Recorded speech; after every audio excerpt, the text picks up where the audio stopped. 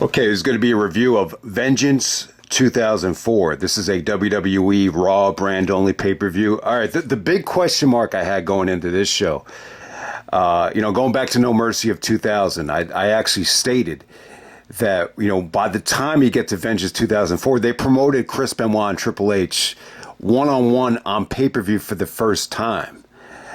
So someone responded to me and said, listen to how they promoted it. The WWE is very specific. It was probably one-on-one for the world title for the first time ever. But the answer would be no. They did not say that here. They just said this is the first time ever Chris Benoit, Triple H one-on-one on pay-per-view.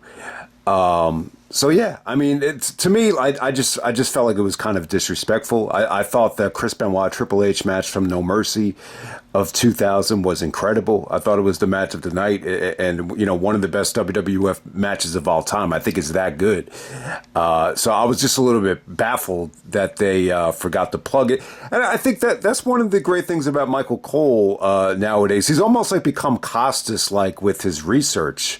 And you'll notice, like, they don't make like blunders like that in WWE nowadays. But I don't know. It wasn't just me though. A lot of people did notice, like, when they tried to promote the pay-per-view, they were like, what about No Mercy 2000? Like, I really was not the only one that was a little bit disappointed that they ignored such a classic match like that. But hey, man, we're gonna get right down to it. This was July 11th, 2004. This is actually from Hartford, Connecticut, the Hartford Civic Center.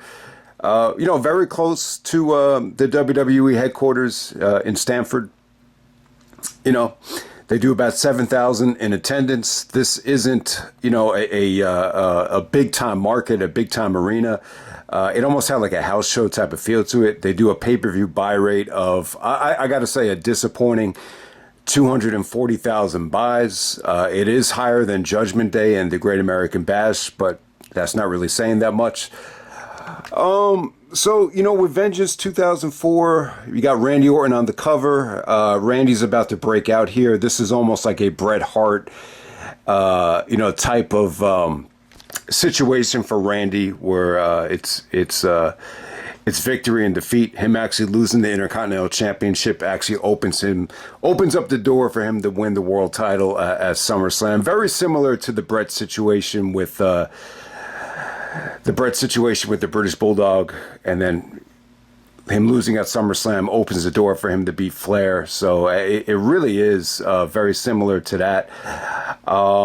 Very, very short show. I think you have a great, I'm not going to say a double main event because, Victoria and Molly Holly. Yeah, Victoria and Molly Holly really ruined this because I would have said, this is one of the best double main events in WWE history. But, technically it's not a double main event. Edge and Orton actually go on before Victoria and Molly Holly. I was not feeling Victoria and Molly Holly at all. I just thought that was the definition of a. It's not really their fault, but we'll definitely get into it. I mean, kind of a disappointing show. When you look at this undercard right here, at the time I was really disappointed in Jericho and Batista. Trish is actually injured. I think she has like a broken arm. So yeah, or a broken hand. She definitely could have been utilized on this show to help it out. But first match tonight, you actually have Tajiri and Rhino, the former ECW stablemates. There were some ECW chants here. I do remember Jerry Lawler kind of poking fun at how, Tajiri and Rhino had no fans on Bite This. But, Tajiri and Rhino were actually good here, man. They actually take on Garrison, Cade, and Jonathan Coachman. So I got to say, I think the match was fun. I know some people are going to, underrate this because Coach was in it. But, Coach got rave reviews because of his personality. There were some moments where he was trying to wrestle, and it got a little bit of boring chants. But Other than that, I think Coach and Tajiri, they had a really underrated rivalry.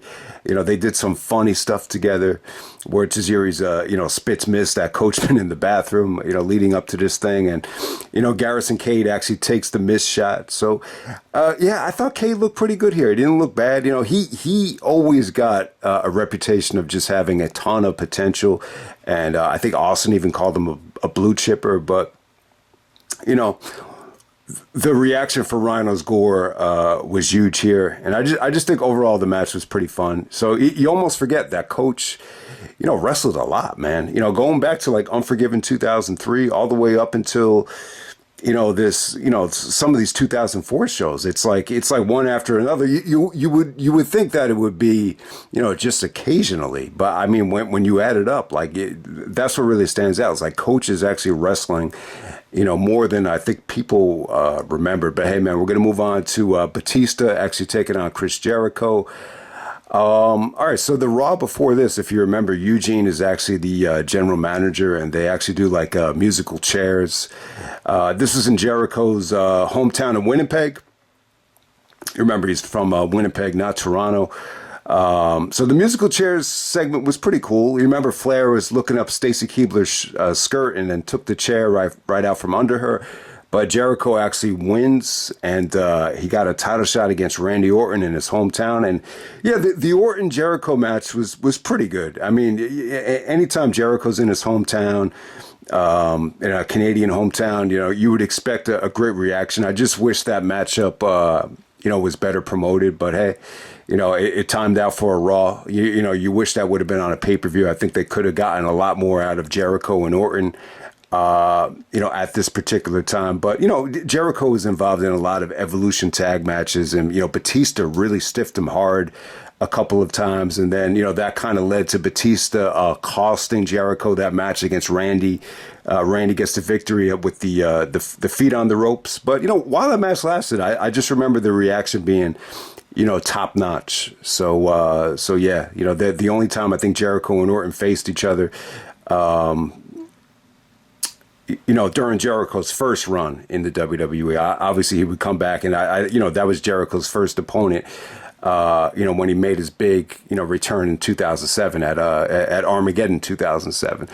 But you know, the Batista Jericho match here, it really disappointed the shit out of me at the time. I just, you know, it kind of, you know, reminded me, or, you know, just made me realize, like, Jericho's not great at working with bigger guys. I mean, you know, Jericho and Kane, I never thought that was a sexy combination. And, you know, obviously Jericho and Big Show, it's not going to set the world on fire. So I just noticed, like, someone like a Shawn Michaels, and I would even say RVD, because of his, you know, incredible skill set, is just better at working with big men. But yeah, for whatever reason, I just never really thought Jericho was great at working with bigger guys. It just, even in this match right here, this just feels like Jericho's on the decline here, and this is over 20 years ago now.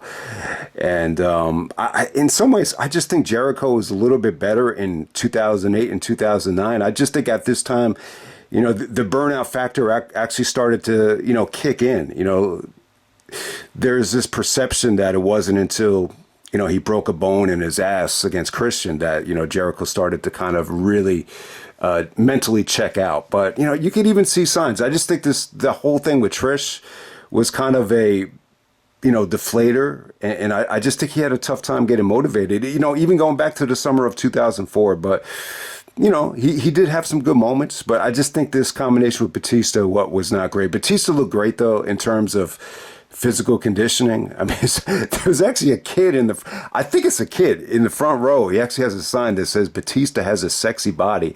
And I'm just like, man, like, isn't that kid a little bit too young to be holding up that sign? But I could be wrong. It was tough to get a good look at him. But yeah, Batista looked great in terms of conditioning here, but it was just kind of a boring match. I mean, he had him locked in a full Nelson throughout most of the match. It just, you know, Batista got a lot of criticism here. The criticism was that he looked even worse than Tomko. That really wasn't it here. If anything, I just felt like Jericho had a tough time It's just getting this thing going. I mean, the responsibility's got to fall on Jericho. You know, he's the one taking the bumps. He's the veteran. I just never really thought this got going. When I look back on it now, I think the Walls of Jericho stuff was not bad. I think they tried to do some good stuff towards the end of this thing. I think the finish isn't bad, you know, when you think about it. You know, Batista hits the Batista bomb. The referee doesn't see Jericho's foot on the rope. So you take it, though. I mean, you know, I think in some ways it doesn't make Batista look weak, because if Jericho really wants to win the match, you just kick out. You kick out enough so the referee sees it. So in some ways, it still makes Batista look strong, but at the same time, it protects Jericho because he did have a foot on the rope. But I don't think the finish is awful. The problem is I don't like those foot on the rope finishes where, you know, you have to restart the match over again because the referee didn't see it, like they did with Randy and Shawn back in Unforgiven 2003. I just hated that finish. But, you know, I could deal with this. I think at the time, you know, and when you watch this match too, Batista was actually starting to get a little bit of cheers. I mean, there was a moment here where he did a good counter, and you know, it looked like he was going to do something special, and you know, the fans were actually like, chanting Batista. So this is the first time I think he won the fans over. You know, some of the fans actually started cheering him at SummerSlam. I just think at this particular time, you know, the fans have seen Batista and Randy, you know, do a lot of dirty work, and you know, they were finally starting to be rewarded, you know, by the fans. But, you know, it's not an awful match. Definitely not an awful match. But I just expected this to get a little bit more promotion. I thought this definitely could have been a little bit better. It's not bad, but, you know, I think disappointing is the best way to describe it. Okay, next up we have the Tag Team Championship match. You got La Resistance. This is Sylvain Grenier and Robert Conway actually taking on Ric Flair and Eugene for the tag team titles here. All right, so at the time, you know, Triple H is trying to use Eugene in the storylines to help him win the world title, taking advantage of a vulnerable retard. But at the time, you know, the Evolution guys are a little bit fed up with, you know, babysitting Eugene from Randy to Batista and Flair as well. Flair feels really insulted and disrespected by Eugene coming out there with a Flair robe. So it's pretty it's pretty funny. I actually thought the match was pretty fun. It's a lot better than you would expect. It's technically heel versus heel because Flair is a heel, but you know, Flair was really over here. He was cheered big time. And I got to say, I think Flair looked good at this time. I think you could really, you know, it would be a pretty good argument or a pretty good debate. Like, who's the better worker, Flair from 2004 or Jericho right now in 2024? I bet you a lot of people would say Flair. But, yeah, I mean, you know, the match is fun. Eugene is, you know, not mocking Flair, but, you know, like doing a lot of Flair impersonations. He's doing rock bottoms. He's doing people's elbows. Yeah, I mean, the match is rolling. They make Eugene look strong. They don't even lose clean here. So they want to protect Eugene. So La Resistance gets the disqualification victory here. And, you know, I just remember the match being a lot of fun. I think more than anything, you know, that La Resistance showed a little bit more, you know, sense of urgency here. I think Conway actually looked pretty good here. It wasn't awful. It didn't stink out the joint. It was just, you know, Flair really stole the show in terms of, I think Wade Keller and, you know, the Pro Wrestling Observer or the Torch, to be exact, actually stated that Flair is the most over guy on the show. That's a tough call. I mean, you could definitely argue it's Randy Orton or Benoit as well, or even Triple H. But next up we have Matt Hardy taking on Kane, no disqualification match. So they're doing a pregnancy angle with Lita. Apparently, you can't hear it, but apparently during the video package, the crowd started booing and started, you know, shitting on the video package here as Kane is talking about how he always wanted an offspring, and apparently, you know, him and Lita had sex behind Matt Hardy's back, and you know, Kane is, you know, Lita is possibly pregnant with you know, Kane's baby. Still, Lita is claiming that it's still most likely Matt Hardy's baby, but that's the storyline right there. And I got to say, it really did not work here. This is, Lita, cheating with Kane in the storylines, nowhere near the generated heat that she got when the real life situation with Edge happened, where Matt Hardy became a huge babyface. Here is the opposite. Like, the fans just didn't give a fuck about Matt Hardy. It's crazy when you compare Matt Hardy in the summer of 2004 as a regular employee from the WWE, and then you compare it to 2005 when he's a fired ex-employee from WWE. It's like night and day in terms of the reaction. But you get Matt Hardy and Kane here. They actually had another match at SummerSlam. This match wasn't bad. It really wasn't. They went about 10 minutes. I thought they did some good stuff here. They tried to make Matt Hardy out to be a kick-ass babyface. Kane actually got his foot, stuck up on the rope, and he's hanging upside down. Kane takes out the steel steps, and there's a little bit of drama. I mean, the crowd isn't going ape shit, but they're pretty engaged for the actual match. I guess they were shitting on the package, but I'm not going to say that they were shitting on the match though. So when Lita comes out, she's trying to protect Matt from the steel steps, and then all of a sudden Hardy comes out of nowhere and takes a chair and just rams Kane with the chair and the steel steps, and it's a pretty good ending. It had a lot of impact. It was a loud thud.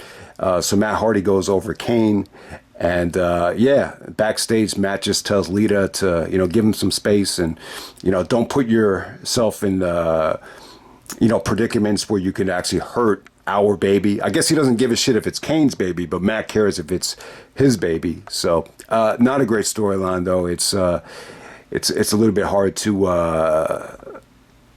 get into. It's maybe too much dirty laundry, however you want to look at it. There's also a segment where Trish starts mocking Lita for getting pregnant and for putting on weight, and so we get a Lita and Trish confrontation. That's a DVD extra as well. All right, moving on to bigger and better things. We got the match of the night for the Intercontinental Championship, one of the best IC Championship matches possibly ever. I mean, it really was. Maybe the best, straight up, non-gimmick singles match for the Intercontinental Championship of the Ruthless Aggression era. I mean, most of the great IC Championship matches definitely involved the latter, post 2000, whether you're talking about Benoit and Jericho or RVD and Eddie. But Randy and Edge have their best match ever here.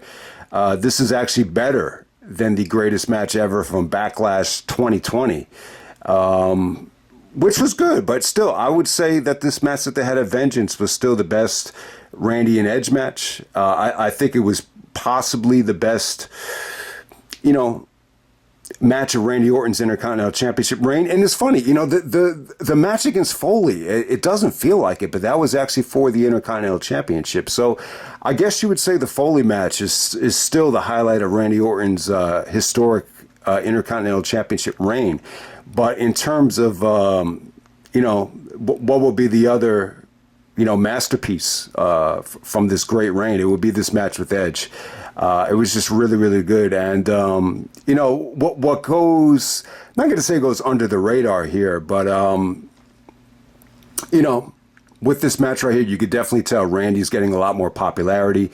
There's a lot of "Let's Go Orton" chants. There's a lot of boring chants as well. I mean, this took a while to get going. Anytime Randy had the headlock in, there were some boring chants. As the match progressed, Edge got a little bit of the women and the kids on his side, but clearly you could tell that a lot of the fans just had him in gravitating towards Edge, especially in the bigger markets like Madison Square Garden. They might have done some house shows there, and obviously as we would see in Toronto, in Edge's hometown, like a lot of fans just were not happy with how they were forcing the Edge babyface comeback on Raw. And it's kind of weird, and it's kind of one of the side effects of the brand extension, especially like you could be, have a legendary run on SmackDown, Edge part of the SmackDown Super Six, but still, like, because he hadn't been to Raw and he'd been out of action for a while, it's almost like he had to prove himself all over again. And I think too, I think he was too much of a one-dimensional babyface, and I definitely think that hurt him as well. So, and the promos with Orton, I think they're pretty funny. They're kind of fun to go back and make fun of or just watch. I don't think they're awful, but some of the lines that he had against Randy, were captured very well here in the video package. He basically said to Randy, he said, Randy, I've been watching you. And if there's one thing I can say with 100% certainty, it's this. I don't like you. And I'm tired of hearing you run your mouth. And I might not be a legend, but I'm daring you right now to spit in my face. And then I think he had one with Triple H where he's telling him, like, you're all going down. You're all going to fall. Victim to Edge. And, Jerry Lawler's even making fun of the video package as well. He's like, why the hell does this guy think he's going to be the one to take Evolution down? But, it was cool, though. It's funny. Triple H and Edge never really worked a proper program together. They might have had, triple threats together. And I know they had the singles match down the road at I think it was Great American Bash 2008 when Triple H is a babyface. So I don't think Triple H ever got the program against Edge that he wanted to get. I think a lot of it just had to do with this, just the fans turning on him. Whatever babyface plans they had with Edge, I think they were kind of scrapped out the window, and maybe that's why they rushed the Randy Orton push so soon.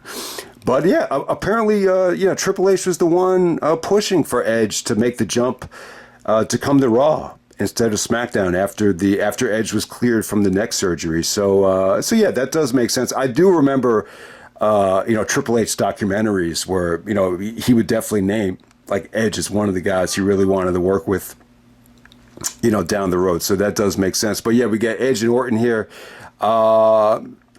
The rematch, they actually had a match on Raw in May where Orton actually did go over by cheating, and they definitely played off of that match, which was good. But yeah, this is Randy Orton and Edge. They go about 25, 26 minutes here. Ended up being a classic match. I just think it got off to a slow start, but as the match progressed, you really had a divided crowd. They just did kind of simple moves that just, got great reactions.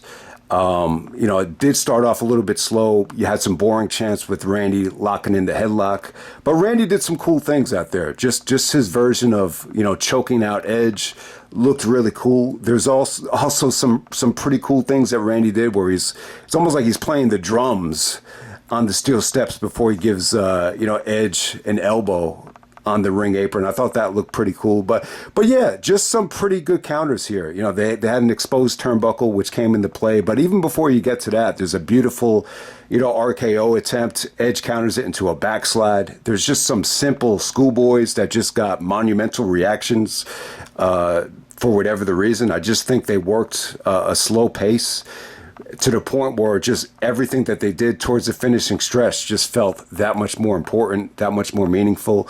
So yeah, man, it was just really, really good. Probably the most underrated thing of the match is I actually think it was Wade Keller. He actually compared it to Pro Wrestling Noah, the way Edge and Orton were stiffing each other with elbows. It looked really, really good. It wasn't like they were punching each other. This was like full contact, elbow shots right to the temple or right to the sternum. So it was good, man. And then awesome finish. The exposed turnbuckle bites Orton in the ass. Edge actually spears him. Once again, just like at SummerSlam, Edge gets booed by a lot of the older guys, but for the finish, it actually came off really good where everybody cheers Edge, and Randy loses the championship. Yeah, so even though Randy got a little bit of cheers from the older guys with the "Let's Go Orton" chants, there's actually a "Nana Nana Goodbye" song for Orton after he loses the belt. But little did they know Orton would win the world title at SummerSlam. You know what? I don't think a lot of people expected it at that particular time. But I'll tell you what, I think what Randy did here was phenomenal. I think it's a great reign. I still think this Intercontinental Championship run it's probably better than any of his world title runs when you really think about it in terms of promos, in terms of matches that delivered. I think it was a great time for Orton. I think he was fresh, he was young. And someone was asking, when did the Randy Orton's cheers start happening? I think, they happened after Backlash. I think when Randy proved that he could, take that bump that he did against Foley, and have the classic with Mick Foley. You know, he started calling himself the living legend. Apparently, Larry Zbyszko tried to sue WWE after Randy started calling himself living legend after he beat Foley. So yeah, that kind of came to an end there. But yeah, you know, even against Shelton Benjamin, a lot of the males were chanting Randy. You definitely heard cheers there. And then with this match with Edge, it was just like, yeah, like Randy Orton it feels like he's on the verge of becoming a fan favorite, at least with some of the, you know, demographic out there. So yeah, a great match between Edge and Orton. I think these two guys definitely brought out the best of each other.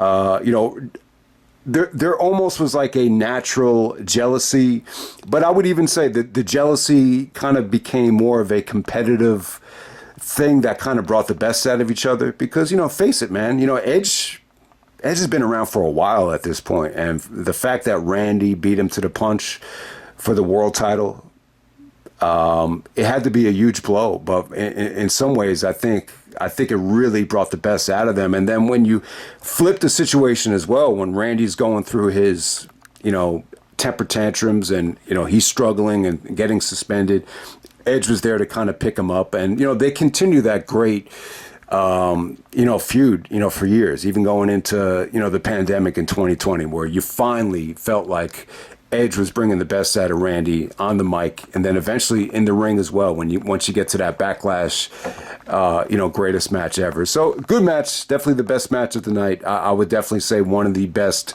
you know, pure wrestling Intercontinental Championship matches of all time, without a doubt. And next up we have the Women's Championship. We got Victoria. Not for the Women's Championship. This is a number one contenders match for the Women's Championship. Trish is actually injured for this show with the broken hand. So Victoria defeats Molly Holly. They go about 6 minutes.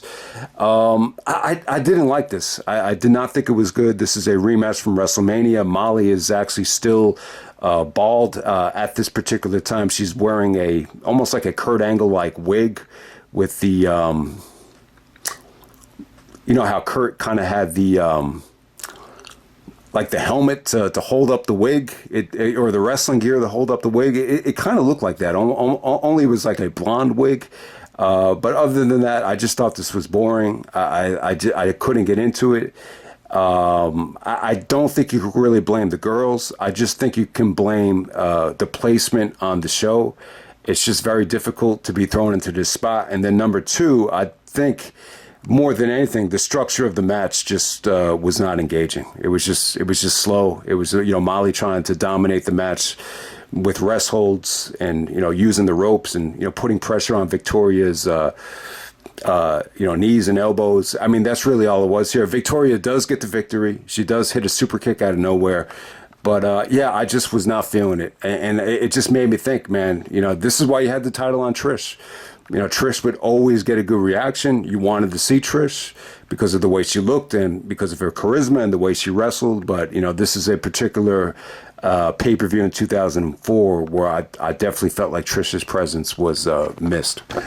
Okay, now on to the main event. We have Chris Benoit defending the world title against Triple H for the first time ever on pay-per-view for the world title, to be exact.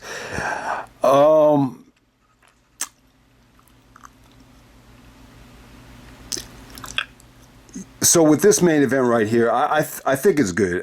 They definitely got time. I actually thought they went about 40 minutes.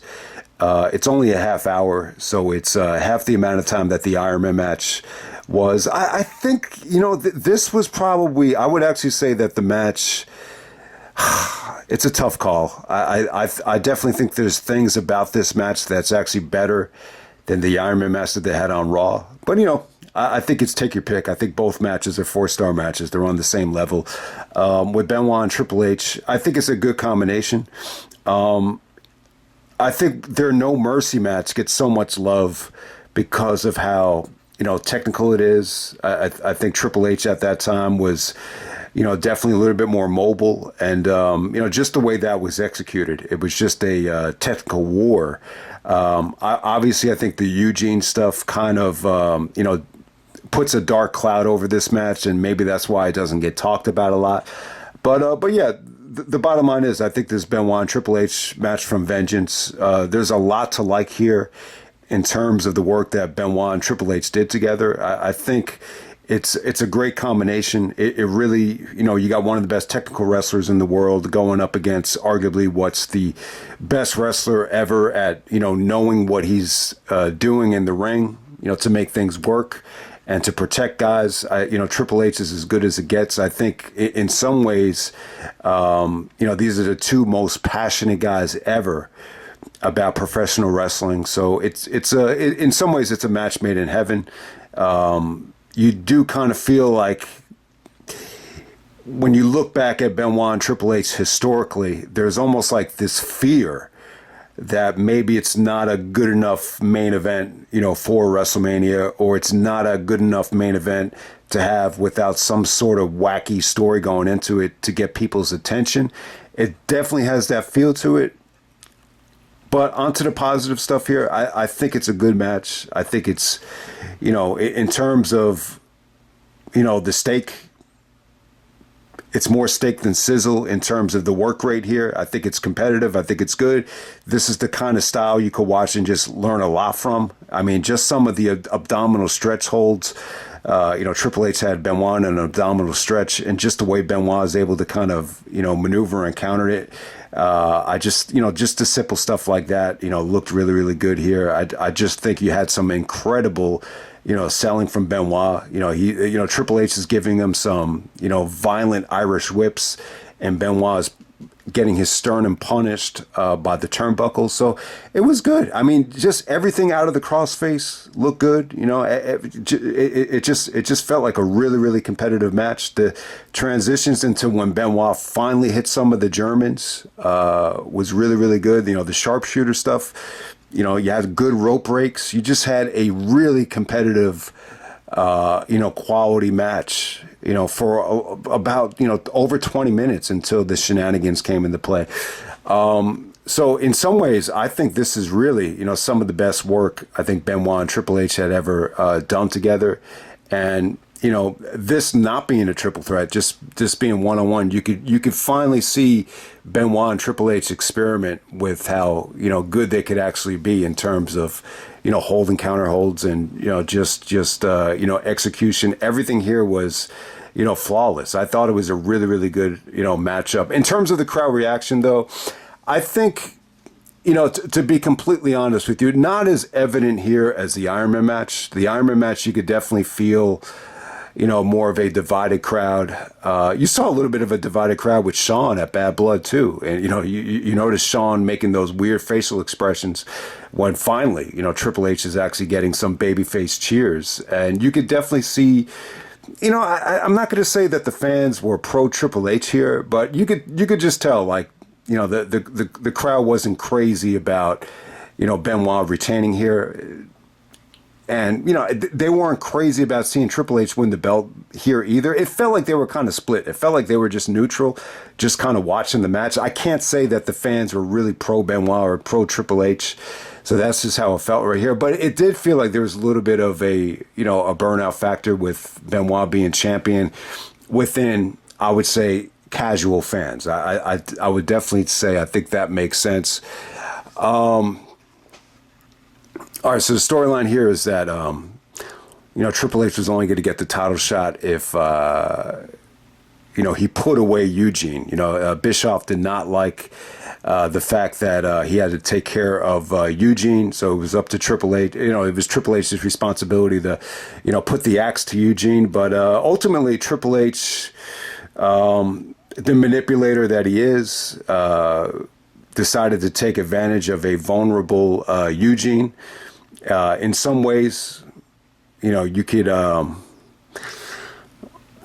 guess the mindset is that because Eugene is mentally disabled and, mentally, retarded, you could find ways to, use him to your advantage. So, Triple H felt like, Eugene was going to help Evolution win the championship back. And that's the pitch that he had to keep selling to Flair, Orton, and, Batista to keep babysitting him. So this would ultimately lead to, Eugene coming out and helping Triple H win.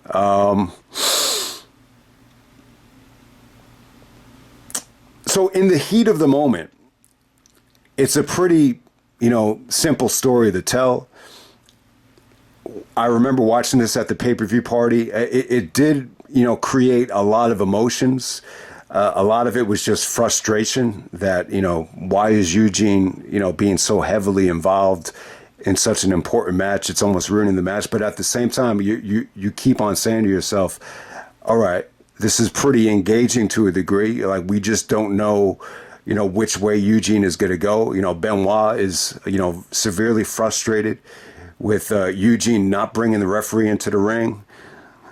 Benoit is screaming at Eugene. He's like, get the ref, get the ref, get the ref. And, ultimately, Eugene doesn't know what he's doing. And then Benoit just gets so frustrated that he just kind of pie faces Eugene off the ring apron. And then the fans actually boo Benoit for doing that. And then, once again, you get to see Triple H get frustrated with Eugene as well. Eugene's not doing what he's supposed to be doing. And he's like, you stupid son of a bitch, you do what I tell you to. So I thought you had some, pretty funny interactions there. So I think more than anything, the Eugene stuff, it's fun to make fun of. But if you're trying to... If you're rooting for Benoit and Triple H to have a classic, it's frustrating as hell. But if you felt like this was a little bit unpredictable and you didn't know, how the tide was going to turn, or how Eugene was going to, how bad Eugene was going to screw up and who he was going to screw here, it's pretty engaging in the heat of the moment. I'll definitely agree with that. And I think more than anything, if you did not think Benoit and Triple H was an engaging personalities, engaging story, I think what Eugene was there to assist some of the casual fans that just don't enjoy, wrestlers for being wrestlers, if that makes any sense. But, ultimately there's a lot of, twists and turns. There's just a lot of,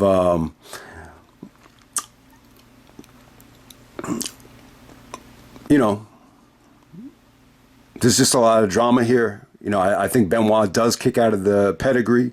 There's a tug of war between Benoit and Eugene, where ultimately Eugene ends up hitting, Triple H by accident. And ultimately that leads to Benoit doing the schoolboy. There's really just a lot of, drawn out, drama here. And, it's pretty good. It's not the worst thing in the world. It's only frustrating if, you would consider, these one of your favorite wrestlers ever, and the guy involved is really taken away from the match. It's frustrating from that standpoint. But from a casual fan's perspective, I can see how it's pretty engaging. There is some Evolution interference. Benoit kind of neutralizes Evolution. But the ref bump, it's kind of a weird thing too. It's almost like, you could get, from Triple H's standpoint, you could get anybody from Evolution to help you win the world title. Why does it have to be Eugene? I guess the mindset is that Eugene is an innocent, vulnerable retard. So let's just try to use him to our advantage. But it backfires. Ultimately, Eugene ends up costing Triple H the match. Benoit goes over with the schoolboy. And this leads to Evolution doing a nasty beatdown to Evolution the next night on Raw. But I got to say, though, I think I'm trying to find a silver lining here. And I think who really benefited from this more than anything, at least in the short term, was Randy. I think what it did, it kind of made the fans sympathize with Randy. Randy hated Eugene. He hated being a babysitter. It's almost like, the fans were feeling the exact same way that Randy was feeling. Same thing with Batista as well. Batista did some really angry facial expressions. And then Flair was funny as hell here too. This is really the only time you see Flair get in Triple H's face and him just saying, this is going to ruin our gimmick, brother. He's like, what have you done to me? Giving Eugene a Flair robe and stuff like that. So, but yeah, the Evolution beatdown on Eugene was great. But ultimately, I did not enjoy this. I really don't think it worked. I mean, I really don't. You have fans with Eugene sucks signs in the crowd. The fans totally shitted on Eugene at SummerSlam. I just was not a big fan of it. I just feel like when you got two wrestlers as great as Benoit and Triple H, you do not need a retard, to make this, more engaging. And I just think, let the two guys wrestle. But that's one of the problems with WWE. They're always trying to find this simplistic story, to cater to, casual fans. And this is one of the reasons why I feel like, there are times where you need to look away from the WWE and find stuff that's a little bit more competitive. Obviously, like Ring of Honor, when Bryan Danielson is champion, for example. That's why I'm so high on old school ROH stuff, because it's very much depleted of, some of these Eugene situations. But, I definitely get it, though. I get it from a casual fan's perspective. This gets kind of magnified negatively because it's a retard. But they've done this a lot with managers. The Stephanie Triple H stuff with Angle and Benoit, for example, even at No Mercy of 2000, that's a little bit similar to this. The Angle match at Unforgiven would be a better example of, comparing the Eugene situation to be completely honest with you. So it's not like they haven't done this in the past. It's just, I think this is just magnified because it's Eugene. But I'll just end it with this. So Conrad actually asked Bruce, they just dropped the video, I think yesterday or, the beginning of the week. And he just said, looking back on it, was the Benoit title reign a success? And Bruce just said, not really. He just said that they just saw Benoit as a wrestler, and there really wasn't much else. Yeah, he wasn't like the company guy that they envisioned him being.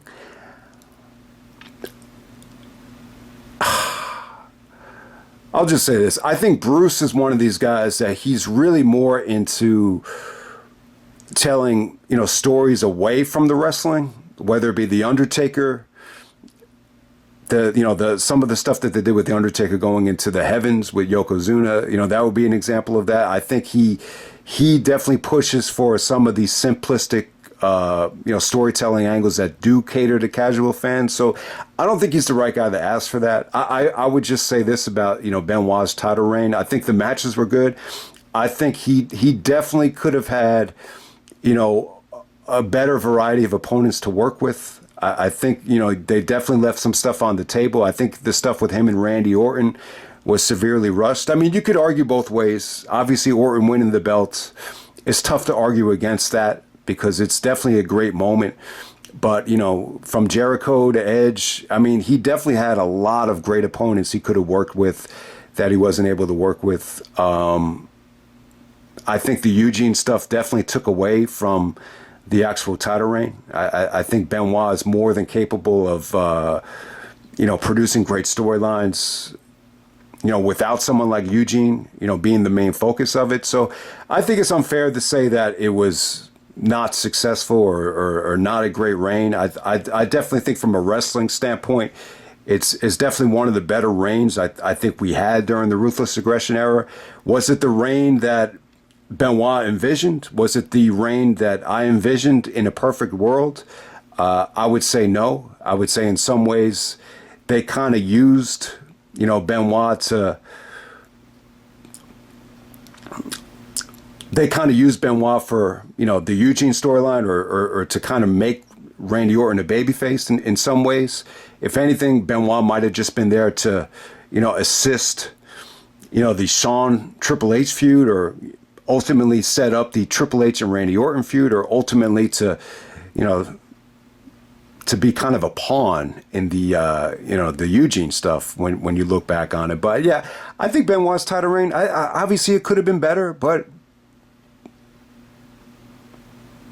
obviously you knew he was going to work his ass off. I think more than anything, I think if Benoit was a heel, I think he probably, would have gotten a chance to really show, how good he could be as a promo guy, or how good he could be in terms of, giving a feud extra layers that, you might not have thought were there and to begin with. So I'll just end it right there, man. That's Vengeance 2004. Kind of a forgettable show. I'm not crazy about it. I do think, Edge and Orton and Benoit and Triple H is a, you can't call it a great double main event because it's not a double main event, but I thought you had two of the best Raw matches of the year on this show. So that's really all it has going for it. But yeah, I mean, it's pretty good. I think even if you hate the Eugene stuff, you can't say that it's awful. And I'm not going to say that it ruined the match, because it did produce some good drama, and it definitely set up I think one of the best beatdowns ever, which a lot of people got a lot of enjoyment out of. But hey, man, I just wasn't a big fan of the Eugene character, no matter how you slice it. No matter how much this guy deserved to be on television, I don't think you want to jeopardize, putting a retard into the middle of, storylines, or into the middle of a feud between two of the best workers of all time. And it's as simple as that. So I'll just end it right there. That's Vengeance 2004, and I'm out. All right.